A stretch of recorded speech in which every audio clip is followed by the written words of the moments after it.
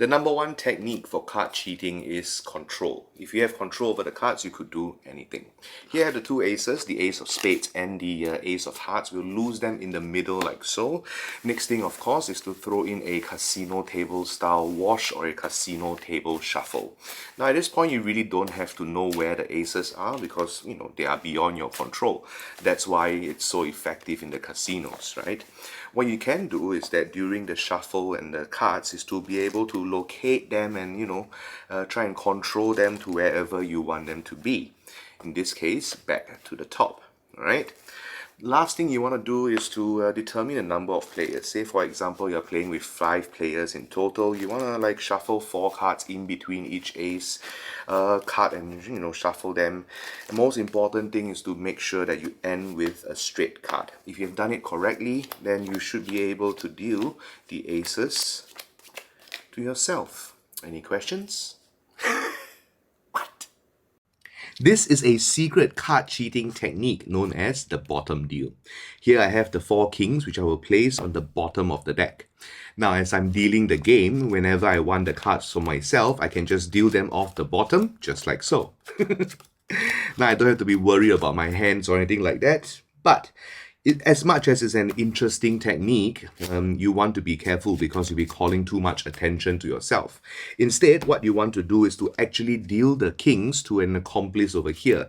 So say the person is seated on the 3rd position, just like that, and you deal him or her the 4 kings. That way, it won't raise any suspicions.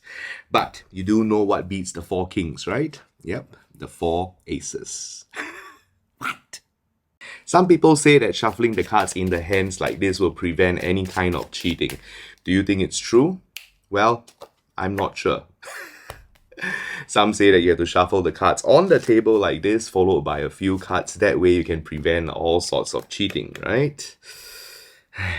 And some say that after you shuffle the cards, cut it a few times, you have to always end with a straight card like this. And some say that, you know, if you cut the cards 3 times like this, then there's no way that they can cheat. What do you think? What?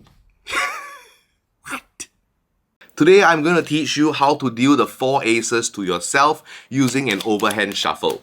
First, you take 3 aces and you place them on top. The last ace goes to the bottom like this. 5 players in total times 2 plus 1 will give you 11. 1, 2, 3, 4, 5, 6, 7, 8, 9, 10, 11. It is just a little formula that you have to follow. 4 opponents, 1, 2, 3, 4. Players, 1, 2, 3, 4, 5. 1 for the dealer, and then players again. 1, 2, 3, 4, 5.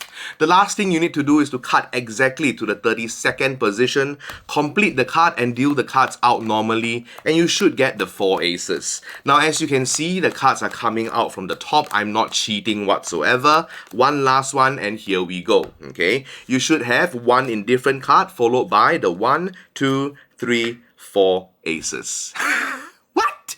If you have followed me long enough, you'll understand that you shouldn't play cards with people that you don't know.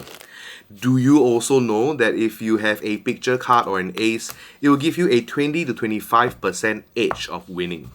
Let's take the ace of spades for example. Now the ace of spades is on top. I can choose to deal this card to you or any other players, or I can keep it for myself. Now what I'm actually doing is that I'm actually dealing the second card from the top.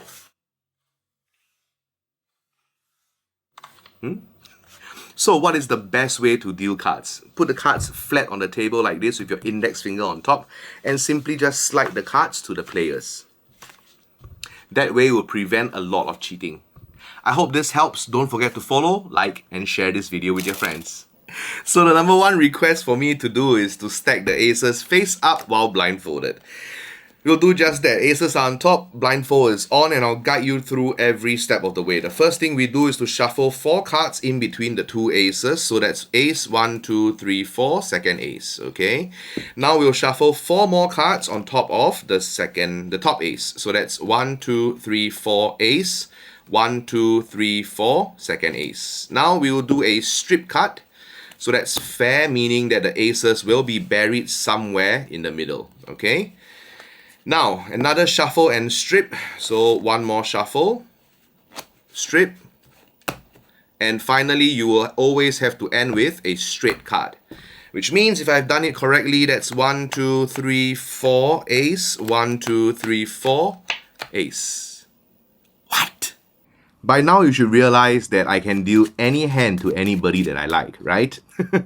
In a game of Texas Hold'em, say you are seated over here and your opponent is seated over here. I'm just the dealer that you guys hired to deal for the night, okay? Now imagine this, you guys are having your casual conversations and here I am trying to shuffle the cards and prepare them in a certain order. Next thing I do is to let them cut the cards so that they won't have any suspicions, right? And then we deal the cards out like this. Now I dealt you the king 10 of spades and I dealt your opponent pocket aces. Don't worry. We go to the flop, 3 cards. I dealt him queen, queen, ace, which will give him a full house aces over queens. We'll improve his hand on the turn by giving him 4 of a kind.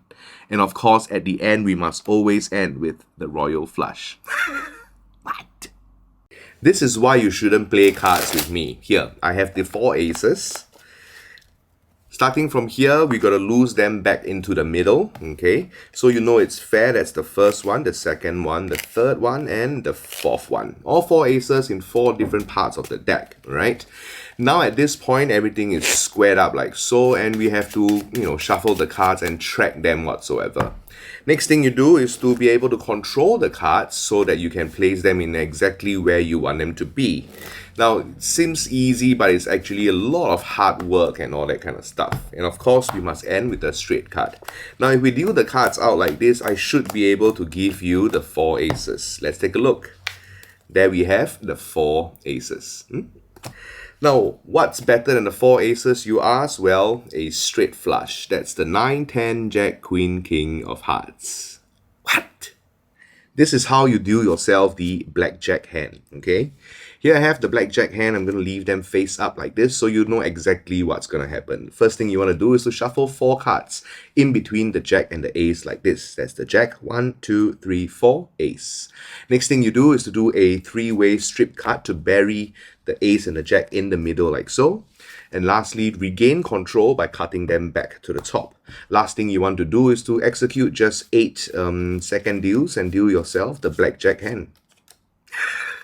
Is that easy? What? Is it possible to beat the casino table wash?